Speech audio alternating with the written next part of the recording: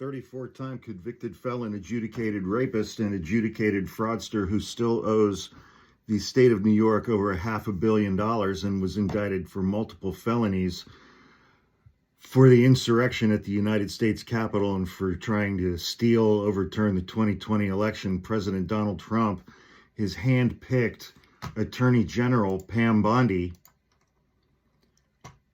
has said that people who attack Teslas or Tesla dealerships or Tesla charging stations are guilty of domestic terrorism and will be charged as such. The DOJ, of course, she had a very flashy press conference announcement where she announced that the Department of Justice is charging 3 people for allegedly destroying Tesla cars or property. She said, "Let this be a warning. If you join this wave of domestic terrorism against Tesla properties, the Department of Justice will put you behind bars." Widespread protests outside Tesla showrooms have broken out across the country, and there's another round of those that's going to take place at all 277 showrooms across the United States on March 29th, a week from Saturday. Today's the 20th.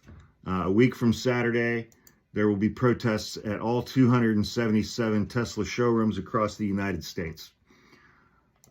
So the Department of Justice did not announce the names of the 3 people charged. The Justice Department alleged that one defendant threw 8 Molotov cocktails at a Tesla dealership in Salem, Oregon. Another attempted to light Teslas on fire with Molotov cocktails in Loveland, Colorado. A third in Charleston, South Carolina, wrote profane messages against President Trump around Tesla charging stations before lighting one of the charging stations on fire. First of all, if you do any of those things that I just listed, you're an idiot and you're going to go to prison, and you should go to prison. Molotov cocktails and setting shit on fire.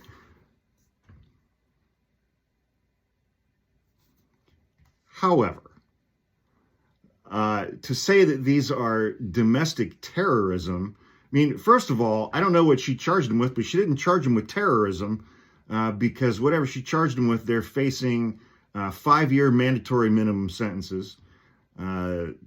Terrorism, you get charged a little more harshly than that. Second, we have Sporkfoot, Marjorie Taylor Greene, saying that Jasmine Crockett, she posted this in a tweet referencing Jasmine Crockett, a member of Congress is organizing political violence and terrorism. What on earth could Jasmine Crockett have done to elicit that kind of response from the Geico caveman? She participated in a Zoom call about that March 29th protest that's being organized at Tesla dealerships across the country. It was a 4-panel Zoom call with the hashtag Tesla Takedown. And on each one of their Zoom screens, one of the guys is Alex Winter, who co-starred with Keanu Reeves in Bill and Ted's Excellent Adventure. Across the bottom of each of their Zoom screens, it says, "Join a nonviolent protest," or as Marjorie Taylor Greene would put it, political violence and terrorism. They're going to start labeling every single protest against Donald Trump and Elon Musk as political violence and domestic terrorism. And they will, and local law enforcement's going to gear up in their fucking riot gear with their MRPs, and they're going to come, their MRAPs, and they're going to come at you. And they're going to treat this like political violence and domestic terrorism, even if you're just standing there carrying a sign. I'm going to be at one of these protests on March 29th. I don't know what location yet. That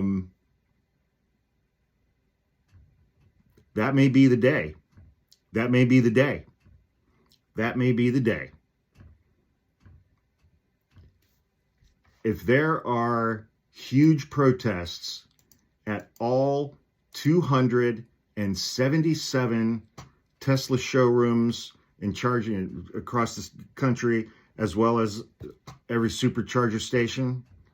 And if people are protesting non-violently, that may be the day. That may be martial law day.